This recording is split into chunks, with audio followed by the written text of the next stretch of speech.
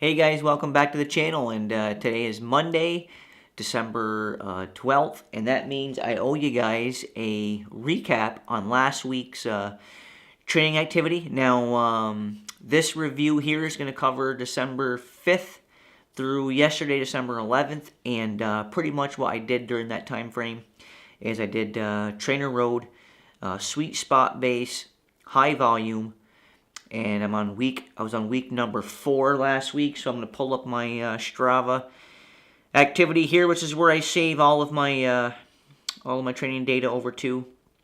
Makes it easier for me to go through it. And so last week on December 5th, of course, I did the Trainer Road workout. I did Spruce Knob, plus a 30-minute warm-up and a 20-minute endurance extension. So I did the entire. Basically, I did a 30-minute warm up.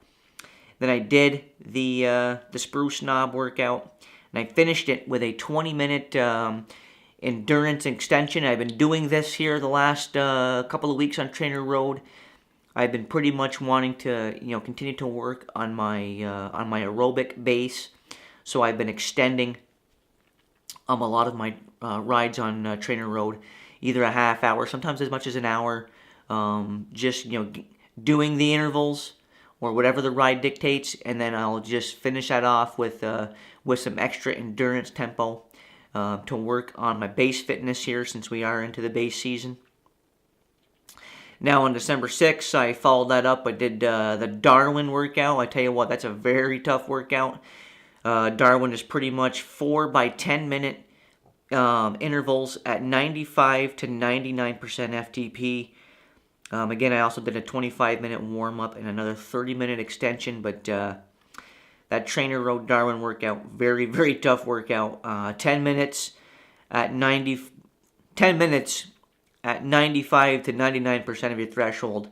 That's serious work, and this is the kind of work that I've really never done before on the bike, because, like I said before in other videos, it's hard to replicate those kind of intervals out on the road a lot of times. You've got undulations in the road, you've got traffic, you've got turns, you've got stoplights, you've got pedestrians. You've just got so many variables out there on the road that a lot of times it's hard to get this kind of structured work in outside. And tell you what, guys, I'm loving Trainer Road so much. Even if it was nice out, I don't even know if I'd be riding outdoors right now. I tell you, I really love the indoor training. Especially with the Wahoo KICKR now. I love that machine. Minus the occasional power dropout, which is annoying. But minus those, I really love that Wahoo KICKR. Alright, now December 7th was Trainer Road Pettit workout, which is basically just a longer endurance ride. Just an endurance pace ride. You don't really get up towards threshold. Of course, I did a 20-minute warm-up before doing that ride. So I warmed up and then finished it up there with Pettit. And then on December 8th, another very tough workout here. Trainer Road's Lencante workout, which was 2 by 10 minute crisscross intervals. Plus I did a 25-minute warm-up.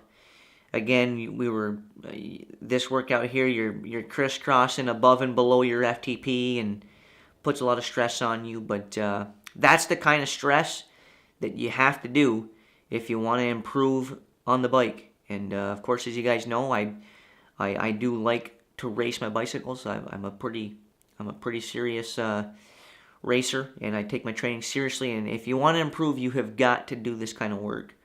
So really enjoyed this workout. And then, of course, December 9th, I just did another. Just basically did a free ride here. Just did a free ride on my Wahoo KICKR. Did a 2-hour and 20-minute endurance ride. Average around 164 power. My power average for the ride was around 164. Basically, the reason what happened there was I had to work. That was Friday. I had to work Friday at 1 p.m. And by the time I got up in the morning, that week, Trainer Road this past week was calling for like a 3-hour and 15-minute endurance ride. And it was just going to be difficult for me to find the time to get the ride in before work.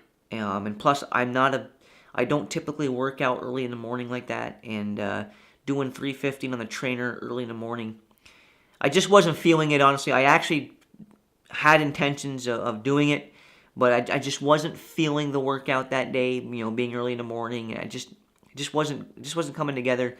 So I actually bailed out of the actual workout, and I just did my own 2-hour, 20-minute endurance ride. I figured, yeah, I didn't get the whole 3 hours and 15 minutes in, but I still got 2 hours and 20 minutes in. Still got a good ride in. And that kind of ended up week 4. Of course, December 10th was my rest day. Didn't do anything on the bike. Didn't do anything, period. Just completely rested. And then yesterday, of course, on the 11th, I basically started week 5, which was Trainer Road Mills, which was a VO2 max interval workout. Did a 10-minute warm-up, and I did another 35-minute endurance extension afterwards. I enjoyed this workout very much. Actually, you at the beginning of every interval, you start right up, way up above, like 120% FTP, and then you hold that for like 45 seconds at the beginning, and you're really starting to fatigue big time. And then for the last like minute 40 of the interval, you're gradually coming back down.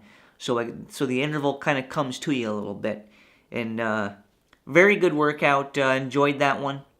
And let's see here now, as far as my overall weekly totals, all the workouts combined put me in somewhere in the neighborhood of around 224 miles, give or take. That's just an average that I come up with based off time on the bike and effort. And I had just over 11 and a half hours of training. So another very solid week on the indoor trainer. Now, just kind of another update for you guys is when I began Trainer Road back on about 4 weeks ago, I didn't do a very good job at testing. I think I undershot my FTP. I started out like 224 for my threshold power. I did yesterday's workout at 251 FTP. Was able to get through it. It was tough, but I got through it. So I just bumped up my FTP again to 253. And I'm still weighing in at 125. Pretty much every morning I've been spot on 120, between 124 and 126 basically every day. So my weight is spot on. My FTP seems to be going up.